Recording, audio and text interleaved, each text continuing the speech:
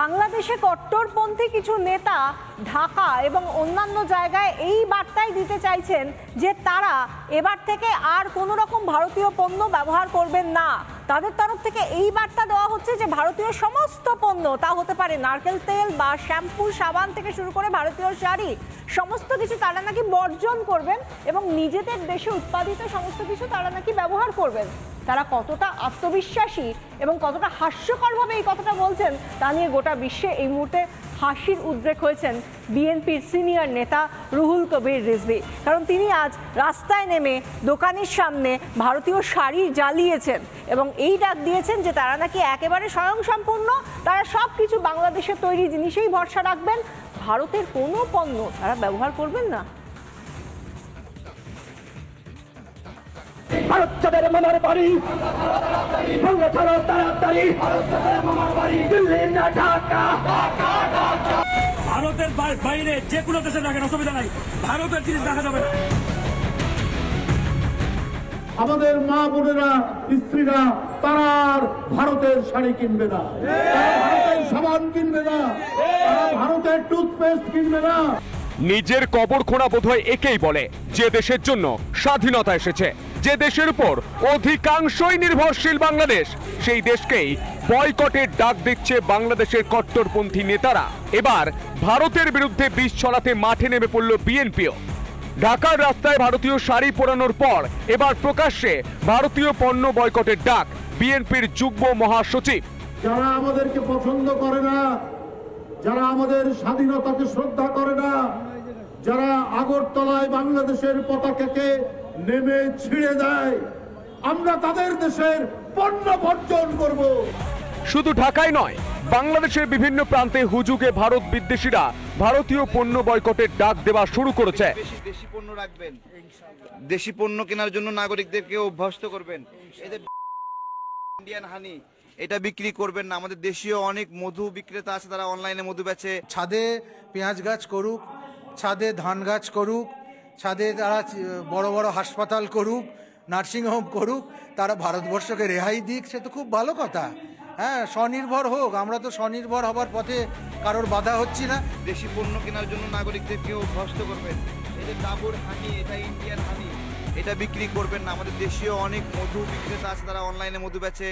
যে রিজভী ভারতীয় পণ্য বয়কটের ডাক দিচ্ছে, সেই রিজভীর হাটে বসানো ডাক্তারি যন্ত্রটি ভারতের, সেটাকে খুলে ফেলবেন বিএনপি নেতা তীব্র কটাক্ষ শুভেন্দু অধিকারী। ভারতের জিনিস রাখা যাবে না। রিজভি গুলো এরা রাজাকার, 71-এ এরা পাকিস্তানের সমর্থক ছিল। ওকে বলবো ওর বুকে যে রিংটা লাগানো আছে ওটা ভারতের, ওই ভিতরে রিংটা খুলে ফেলুন, ওই যে বাপের বেটা।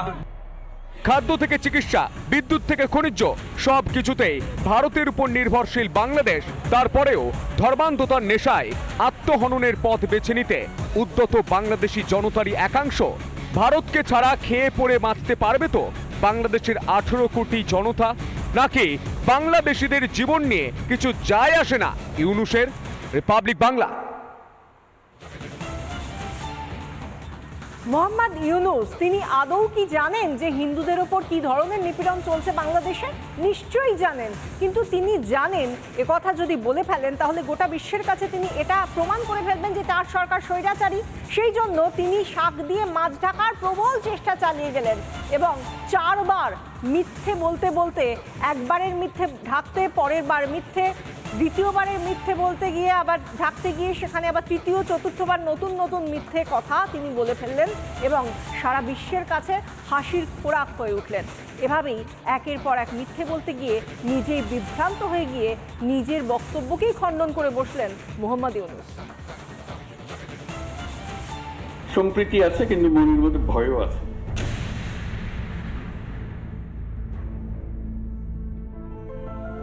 এটা আমাদের কারণে হচ্ছে না, হচ্ছে বাইরের একটা কারণে।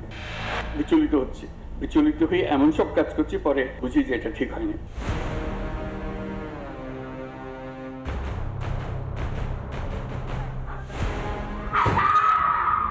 শাক দিয়ে মাছ ঢাকতে গিয়ে লেজে গোবরে মোহাম্মদ ইউনূস।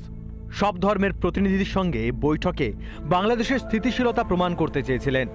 সেটা করতে গিয়েই 4 বার 4 রকমের বিবৃতি দিয়েছেন ইউনূস।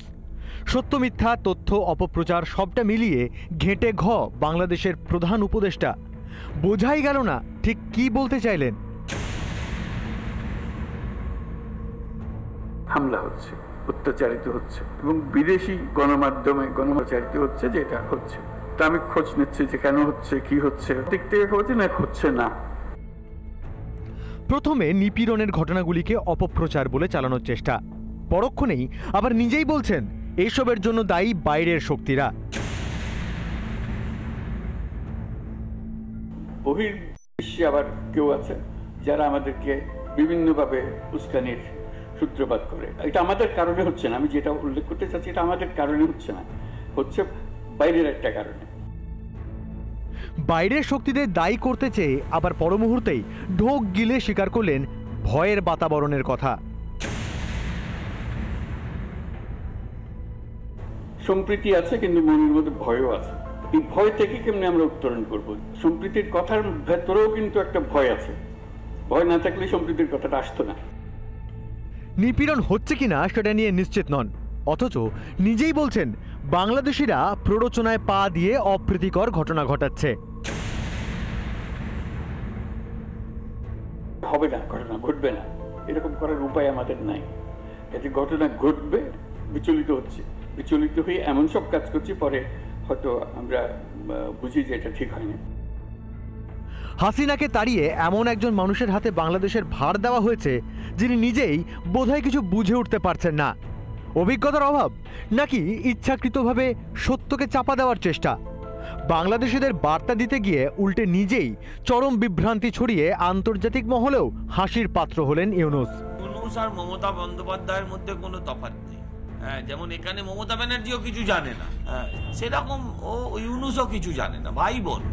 এভাবে বাংলাদেশের ইউনূস সরকার যে বলছেন আমাদের এখানে সম্পূর্ণ শান্তি রয়েছে, কোনো কিছু হচ্ছে না, ভারত অপপ্রচার করছে, এইসব কথার কোনো মানে হয় না।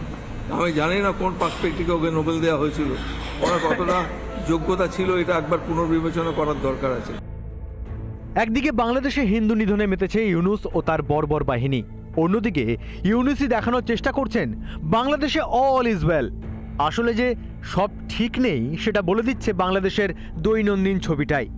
কিভাবে থামাবেন হিন্দুদের গর্জন, এখন সেটাই বুঝে উঠতে পারছেন না বাংলাদেশের প্রধান উপদেষ্টা। রিপাবলিক বাংলা। নানা ধরনের কন্টেন্ট দেখার জন্য লাইক করুন, শেয়ার করুন আমাদের ফেসবুক পেজ, সাবস্ক্রাইব করুন আমাদের ইউটিউব চ্যানেল। পাশাপাশি অন্যান্য ব্রেকিং নিউজের জন্য অবশ্যই চোখ রাখুন রিপাবলিক বাংলায়।